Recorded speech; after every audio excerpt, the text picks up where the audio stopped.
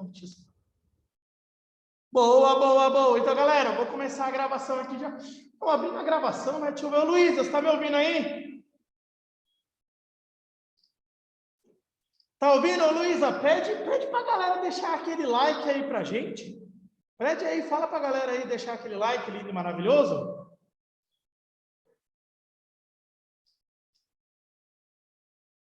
Luísa não tem microfone, professor. A Luísa não tem microfone? Ah, ela tá... Mas ela falou aqui, ela mandou pra gente no chat aqui para deixar o like, ó. Vou para deixar o like, então tá lindo e maravilhoso, não pode esquecer, né? Justíssimo. Galera, o que acontece? Nossa linda e maravilhosa prova, que ela inicia-se lá na sexta-feira, ela vai começar pela sua linda e maravilhosa apostila, que é a apostila de número 1 ainda. Quando ela fala para você dos processos, são chamados processos de eletrização. Então, ele começa com essa parte, que são os processos de eletrização. Se quiser copiar uma boa, hein? Roda ali, copia. Lindo e maravilhoso. Galera, como é que vai funcionar, tá? Existem 3 processos básicos de eletrização. O primeiro deles é a chamada eletrização por atrito. Galera, nesse processo de eletrização, que é chamado de eletrização por atrito, eu vou ter 2 materiais diferentes. Então, 2 materiais diferentes serão atritados e, ao final do processo, cada material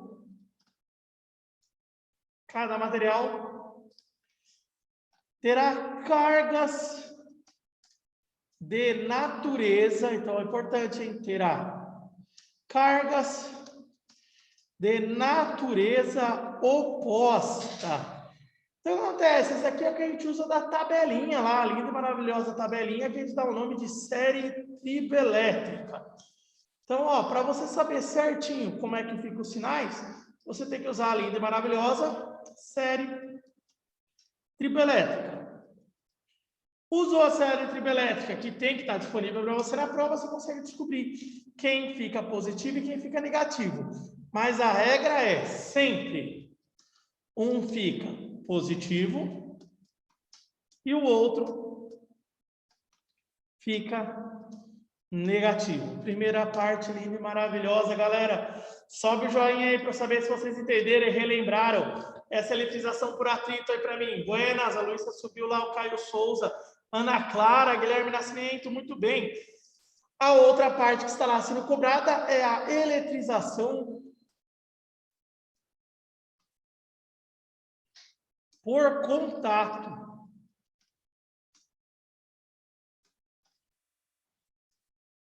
Nesse processo, olha lá, importante, nesse processo, um objeto previamente carregado, ao entrar em contato com outro objeto, obrigatoriamente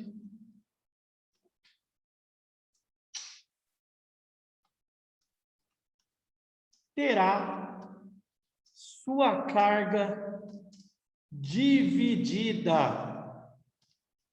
O que acontece? Nesse processo, a carga ela é dividida igualmente entre os 2 ou 3 objetos, o que gera geralmente cargas de mesmo sinal. E aí os processos que você tem que fazer geralmente é o seguinte, ó, você vai colocar carga do objeto 1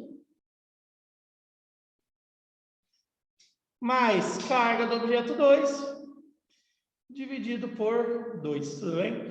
Sempre é importante para resolver esse exercício fazer uma tabelinha. Então, aqui é a carga resultante, ou seja, que sai.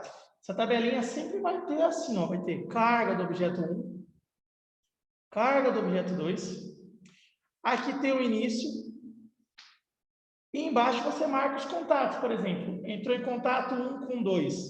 Então, aqui você marca o que tem no início, e depois de fazer a conta, você marca o que tem depois do contato de 1 com 2. É o único processo que tem uma conta ali mais básica. Deu para relembrar, galera, como é que funciona isso aqui? Deu para lembrar isso aí, mano? Suave?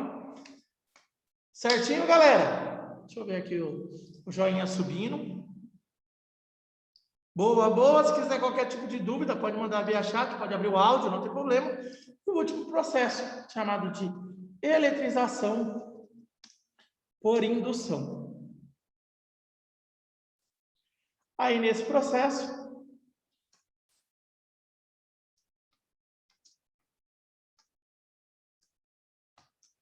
um objeto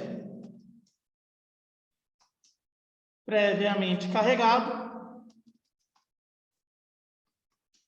induz cargas em um objeto neutro, tendo suas cargas separadas e depois divididas com o uso de um fio terra. É nesse processo que tem o tal do fio terra lá. E a gente joga direto aqui. Eletrização por indução. Aqui eu vou exemplificar ela em passos, tá? Primeiro, eu tenho aqui um objeto, aqui, ó. Vou colocar ele positivo. Aproximei de um outro aqui que ele estava neutro, mas aí ele sente-se induzido. Então, aqui fica positivo e aqui fica negativo. Aí, o que acontece? Conecto nele o fio terra. Esse fio terra estabiliza um dos lados. Na verdade, deixa eu arrumar isso aqui, ó. Inverti o lado, né? Deixa eu arrumar isso aqui, porque os lados ali estão errados. Então, ó, o que acontece aqui? Aí, ó, o negativo para cá e o positivo para cá. Ao cortar seu fio terra, que é o fio terra, você vai ter um objeto ficando positivo e um objeto ficando negativo. Então, de novo, né? É um processo que gera sinais opostos. Então, você tem ali atrito e indução, que geram sinais opostos, e contato, que gera mesmo sinal. São as três maneiras de eletrizar qualquer material. E aqui a gente tem a primeira parte da minha linda maravilhosa prova, que vai estar cobrando esses exercícios. Posso continuar, galera? Deu tempo de vocês copiarem aí? Deu tempo de tirar aquele lindo e maravilhoso print? Conseguiu aí? Boa, deixa eu espaço aqui para você copiar. Deixa eu ver aqui como é que tá. Galera, só para o joinha aí para saber se vocês entenderam, se já está livre para poder passar a página. Luísa, Caio, Ana Clara, Luna, Yasmin, Clara Pereira, Júlia, Giovana Fernandes, Guilherme Nascimento, muito bem. Boa, boa, estava nessa parte de baixo ali? Para você copiar, e aí eu já vou passar para a próxima, onde na próxima eu vou já começar a debater ali a tal da força elétrica. Olha o chat, professor. Deixa eu ver aqui o chat, perdão. Sim, Mariana, eu vou mandar sim, tá? Pode deixar. Eu vou terminar aqui para deixar. Professora, a matéria da prova é até aula 9, mas a gente não fez ela ainda. Eu coloquei a aula 9 lá. Guilherme, a aula 8 eu fiz com vocês, não fiz?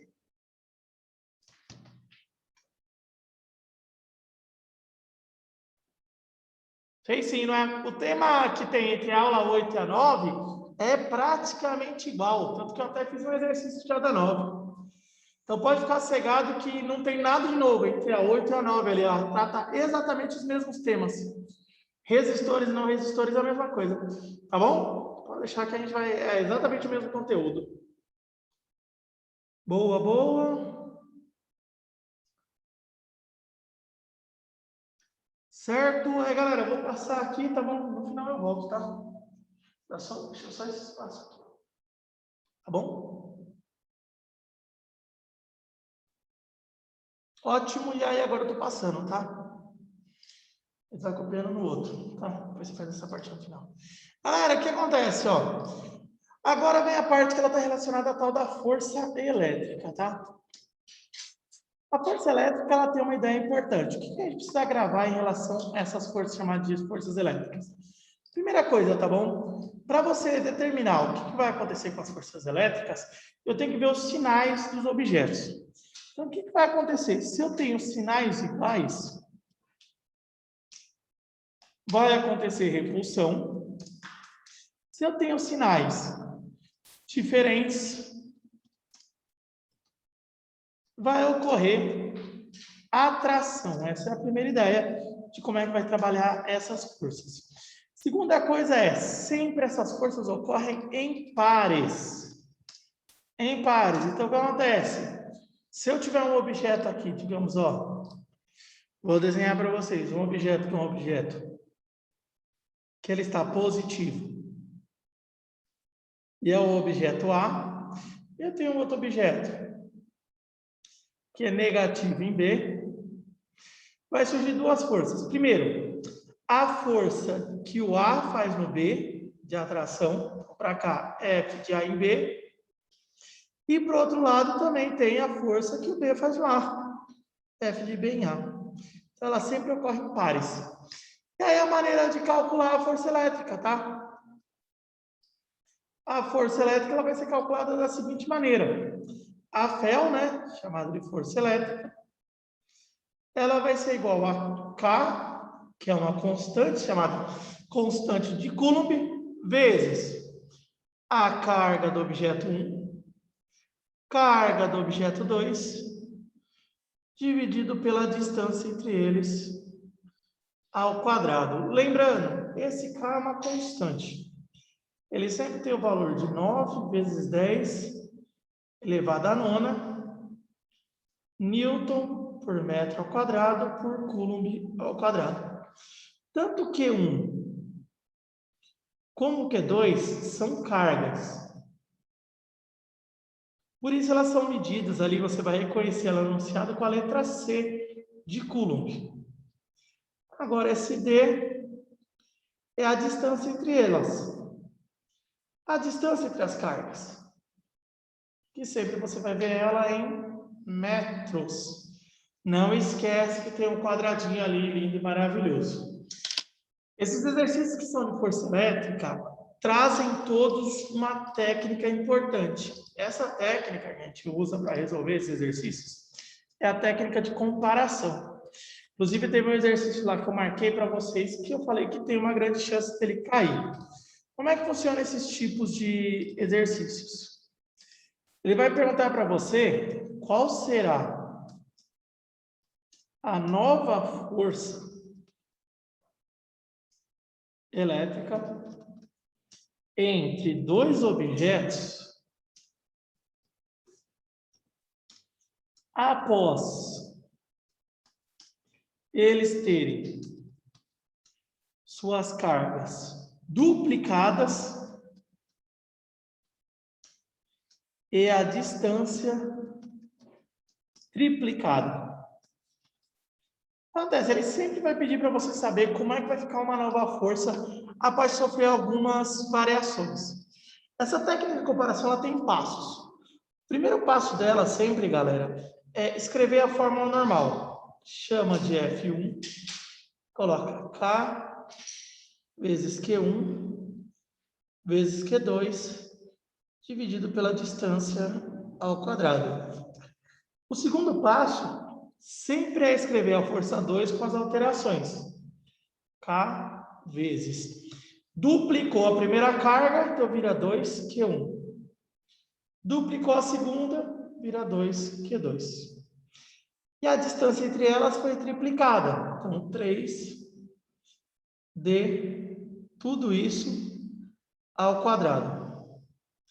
O terceiro passo sempre é dividir a força 1 pela força 2. Só que isso aqui sempre tem fração dividido por fração. Então, eu acabo copiando a primeira.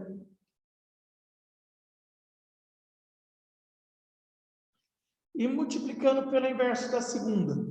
3D ao quadrado vira 9D ao quadrado. Sobre K vezes 2Q1 vezes 2Q2. Eu vou fazer, né, que 2 vezes 2 é 4, né, galera?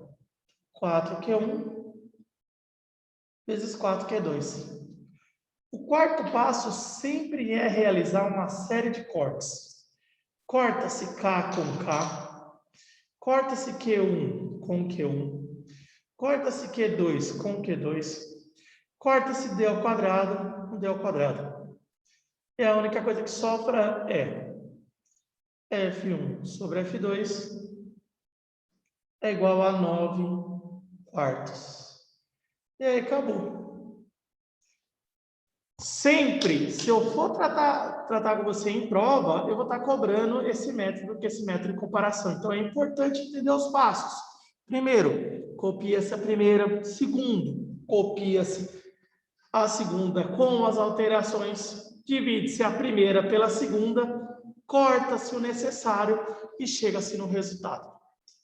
Galera, deu para entender esses passos aí, como é que vai funcionar esse método de comparação?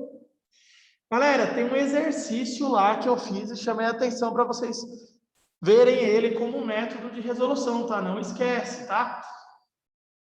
Boa, boa. Ótimo, ótimo. Deixa eu dar um espaço aqui para você copiar. Tá conseguindo copiar aí? Dá um espacinho. Então, essa é a parte que a parte vai tratar a tal da força elétrica. Muito, muito importante. Galera, se tiver qualquer tipo de dúvida, pode falar, tá bom? Vocês vão ter que fazer isso lá na prova.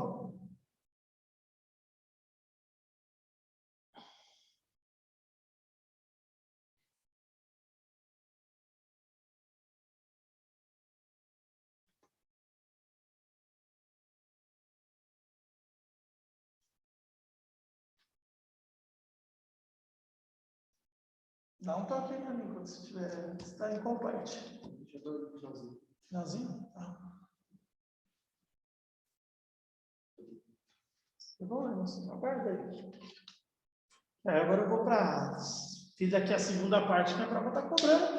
E aí vai vir agora a terceira parte, que é a parte de corrente elétrica, que a gente acabou de ver. Então, ó, galera, a terceira parte, ela vai estar trabalhando com a gente a ideia, que é a ideia chamada de corrente elétrica. E aí, como é que vai funcionar essa ideia de corrente elétrica? Primeiro, eu tenho a parte que é a parte teórica sobre a corrente elétrica, que é saber o que ela é. Corrente elétrica é movimento de elétrons. Nesse caso, elétrons que são elétrons livres. Então, sempre que eu tenho movimento de elétrons, eu tenho obrigatoriamente corrente elétrica. Então, a corrente elétrica é feita principalmente disso. Geralmente vai ocorrer da seguinte maneira: eu vou ter dois objetos, eu vou colocar aqui, ó. Um objeto A e um objeto B.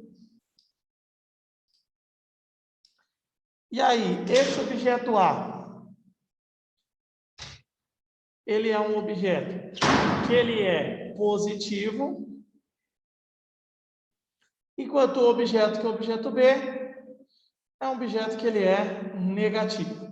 Então, eu tenho aqui positivo e negativo. O que vai acontecer? Eu vou conectar um fio entre eles.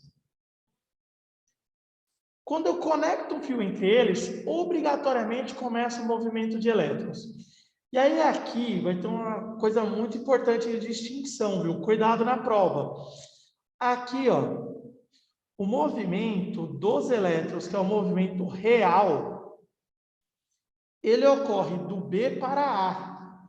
Então, os elétrons, eles fazem isso, eles saem do negativo e vão para o positivo. Esse é o sentido real. Mas nós físicos usamos outro sentido, que é o sentido do positivo para o negativo. Esse é o chamado sentido convencional, perfeito. E aí a gente foca no uso do convencional. Por que isso é importante? Quando eu tenho um aparelho, por exemplo, uma lâmpada, e aí eu quero ligar essa lâmpada, obrigatoriamente eu vou precisar realizar de duas coisas. Primeiro, de uma fonte de tensão. Fonte de tensão que eu estou falando é a tomada. Ou uma bateria, que foi o que eu falei para vocês, que é o que você usa, né? Como fonte de elétrons. Aí o que acontece? Essa fonte de tensão, eu vou precisar que um fio seja conectado aqui no positivo e conecte-se no positivo da lâmpada. Depois do negativo da lâmpada, tem que sair e vir outro fio até o negativo da minha fonte de tensão. Só nesse circuito, que é o circuito fechado, que essa lâmpada ela vai acender. Se o circuito não estiver fechado, não tem acendimento de lâmpada, não tem aparelho funcionando. Então, significa que existem algumas necessidades. São as necessidades básicas da corrente elétrica.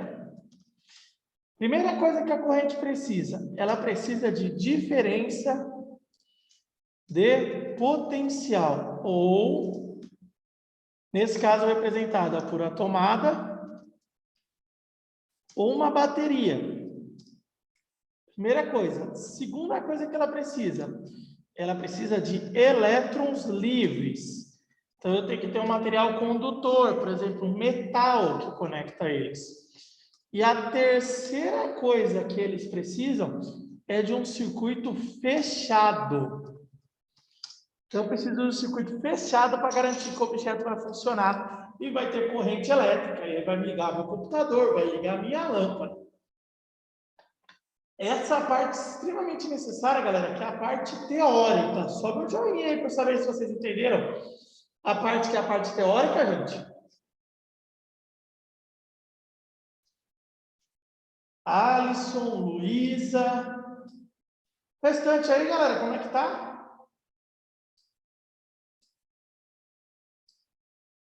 Só viu o Alisson e a Luísa subindo? Deixa eu ver. Giovana, boa, boa. Ana Clara, Maitê. Bem, ótimo. Caio Souza. Pietra. Ótimo, ótimo. Então, ó.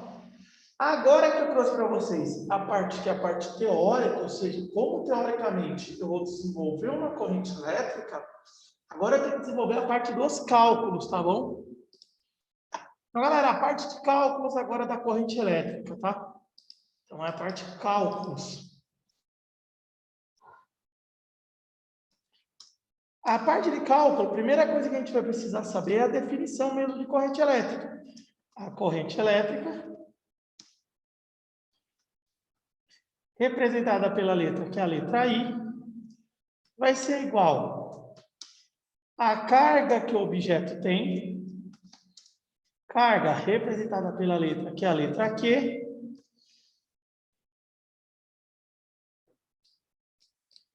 dividido ali pelo tempo. Então, a divisão aqui, deixa eu trocar essa corzinha. Carga dividido pelo tempo. Nesse caso, tempo, letra T, obrigatoriamente. Então, se for trazer ali direto, a fórmula vai ficar assim, ó. I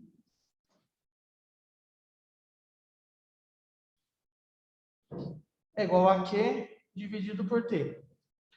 Só que as unidades de medida são muito importantes. A unidade de medida da carga vai ser o coulomb. Vou marcar aqui o Czinho. A do tempo vai ser o segundo. 1 coulomb por segundo ganha o nome de ampere. E aí vai ser a maneira com que você vai encontrar lá no enunciado qual é a corrente elétrica. A corrente elétrica sempre vai estar acompanhado de um Azinho, que é o chamado ampere. Então, a corrente elétrica, ela sempre tem isso. Uma coisa que você não pode esquecer aqui é o acompanhamento da carga elétrica. A carga elétrica é um tema que a gente já viu na apostila 1, dado pela letra Q. Ela vai ser igual a N, que N é o número de elétrons,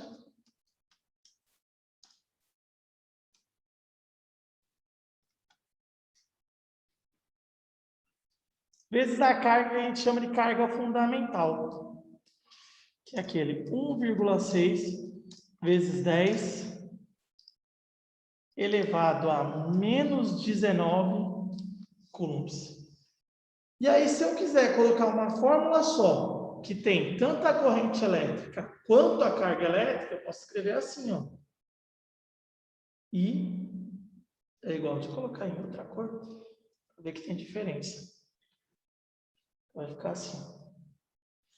I é igual a N, que é o número de elétrons, vezes 1,6 10 a menos 19, dividido pelo tempo, que é a letra T. Isso é caso eu queira usar uma só. Deixa eu deixar lá. Galera, até o momento vocês pegaram aí essas ideias relacionadas à corrente elétrica. Me dá um salve aí, me dá um joinha para ter uma ideia, gente. Está suave aí? Maitê, Ana Clara, certo, Caio, Evandro, Luísa, bem, Yasmin, ótimo, conseguiu copiar? Sim. E galera, para as partes de cálculo, só está faltando uma parte que é chamada de método gráfico. Qual que é a ideia? Que é a ideia desse método, que é o método dos gráficos? Ele é usado para saber a carga. O que acontece? Sempre que eu tenho um gráfico, que é um gráfico da corrente I, então vai estar aqui amperes, pelo tempo, que é o tempo em segundos. O que acontece? Esse gráfico provavelmente vai fazer aqui uma certa figura geométrica. Se eu quero saber qual é a carga ela é numericamente igual à área do gráfico.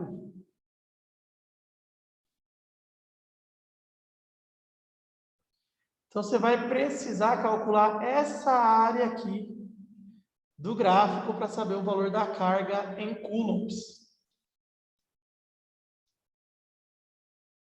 Então, ó, nesse caso, eu tenho um triângulo, e aí áreas importantes. A área do triângulo vai ser base vezes altura, dividido por 2. Se for calcular a área de um quadrado,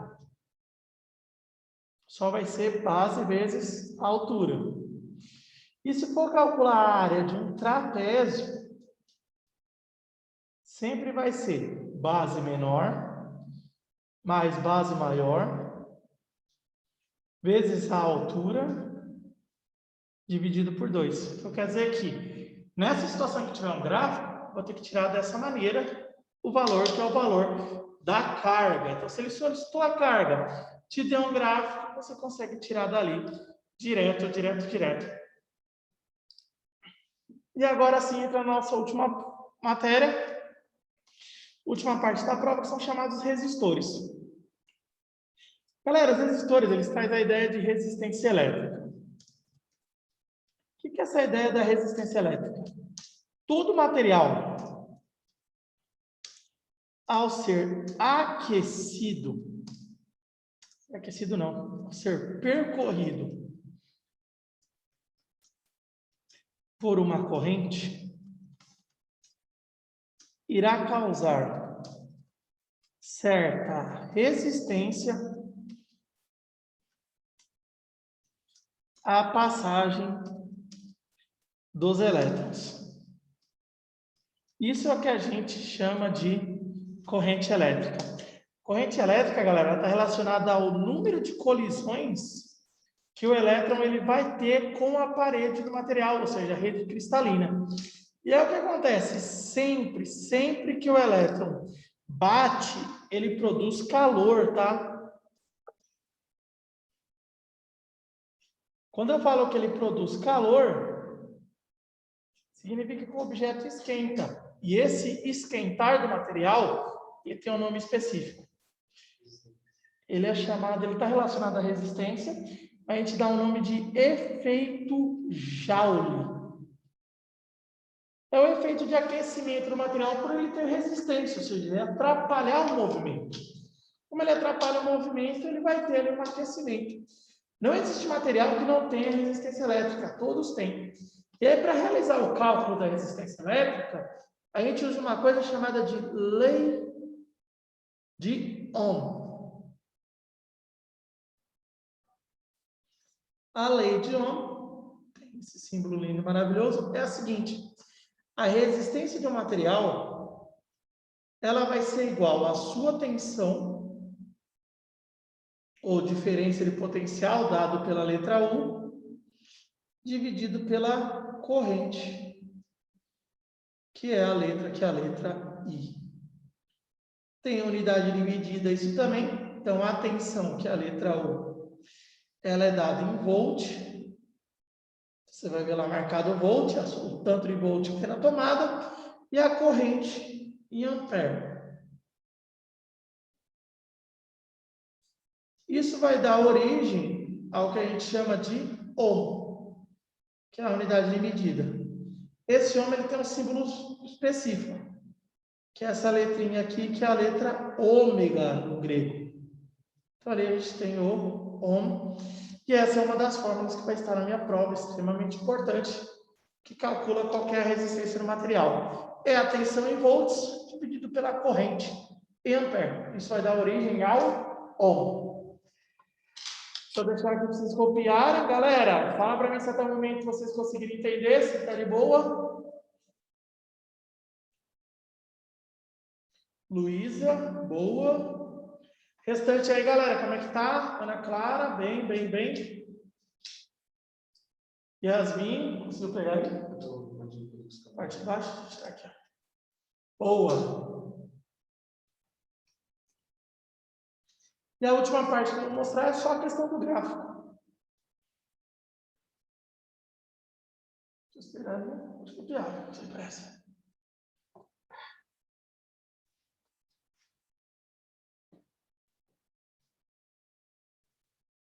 Um minutinho só, galera, e aí eu já finalizo ali com a última parte nossa.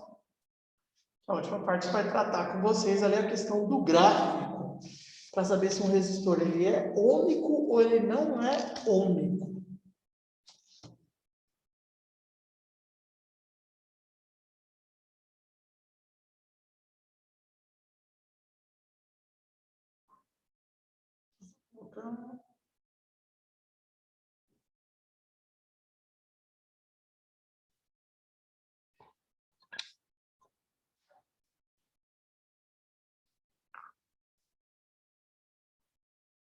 Boa.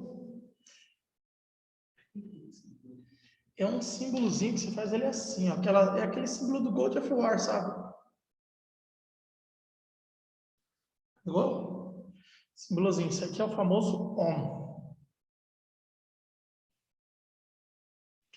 E aí vem a última parte, que só trata para a gente ali o que são resistores ômicos. Galera, resistor ômico é um resistor que respeita a lei de Ohm. Então, quer dizer que o gráfico desse resistor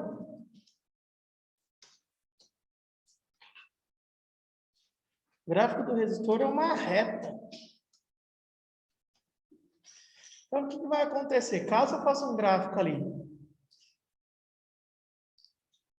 da tensão, deixa eu colocar aqui, ó, da tensão U pela corrente I, para eu falar que ele é um resistor ômico, eu preciso que esse gráfico seja uma reta. Direto. Quando ele não é uma reta, ou seja, ele faz algo disso aqui, ó, ele começa a balançar aqui. Aqui a gente fala que o comportamento dele é não ômico. Então ele para de respeitar a lei de Ohm. Agora já nessa parte vermelha aqui, ó, pode ficar sossegado que aqui o comportamento dele é ômico. E aqui o cálculo se ele é ômico, o cálculo da resistência dele vai ser igual a tensão U dividido por I. Então é só você pegar dois pontos no gráfico, você consegue calcular. Lembrando que a unidade de resistência é o ohm. E aí fecha os temas que são os temas referentes à minha prova. Galera, só estou tirando aqui a gravação, tá bom? Estudem, qualquer tipo de dúvida, me manda mensagem, tá bom? É uma prova que ela vai ser um pouquinho difícil, mas é claro e evidente que com o estudo, vossas senhorias, vocês vão aí lograr sucesso, tá bom? Até mais!